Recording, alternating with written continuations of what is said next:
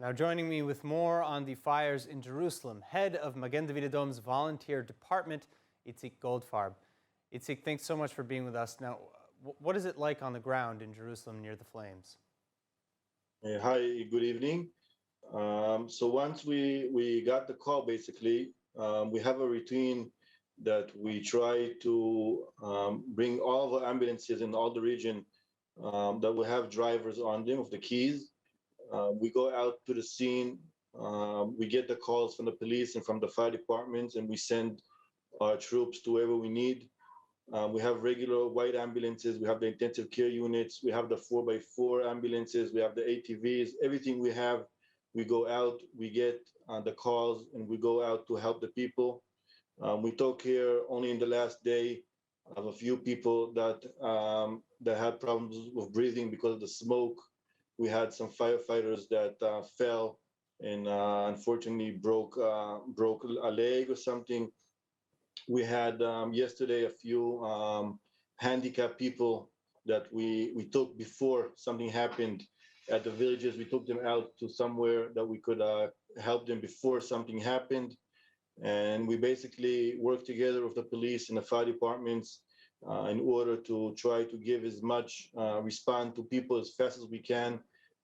We stay outside with all the smoke and all the heat. And that's our job on the normal base, and especially on emergency cases as the national emergency service in Israel. That's what we do all day, and especially when we have fires. So it sounds like you're not really just responding to emergency calls. You're also taking part in the evacuation orders and other rescue services? Yeah, we have, for example, patients that are at home at the whole time connected to different kinds of machinery, and we need to move them out to hospitals. So we need to send intensive care units that could take care of them from their house with the special equipment they have there to a hospital. So we take them with the intensive care units and we help them on the way to the hospitals, and then we connect our patients to the hospital in order for them to get the treatment also on the way and also in the hospital. We can't just show up in the hospital and bring a patient like that. It's something that we need to work together with the police and with the Independent of Health in Israel. So I know you mentioned smoke inhalation and a firefighter who fell. How widespread are some of these injuries? How common are injuries that you're dealing with? Or are you maybe pleasantly surprised with how smoothly maybe some of the evacuation or how smoothly people are getting to safety?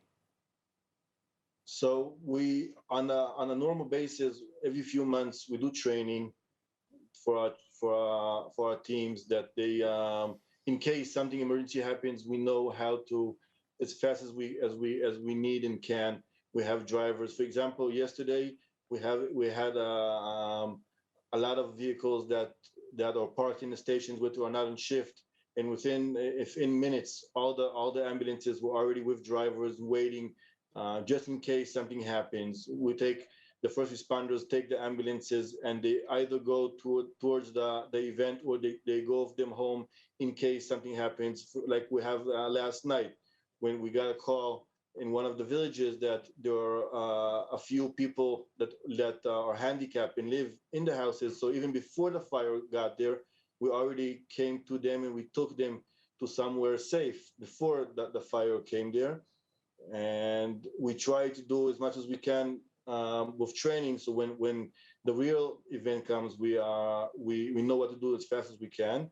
And don't forget that besides the fire, we still have the corona that's going on, and we have a lot of teams that are dealing with that as well. Also with patients, but also for all the works around the corona. If it's the shots and all the stuff around it. So we had a few very intense days. All right, well, thankfully, it sounds like you guys are holding strong. And I just want to say thank you so much for your and the rest of Magen David Adom's efforts in coronavirus and with this fire Itsik, thank you so much. Thank you very much for you.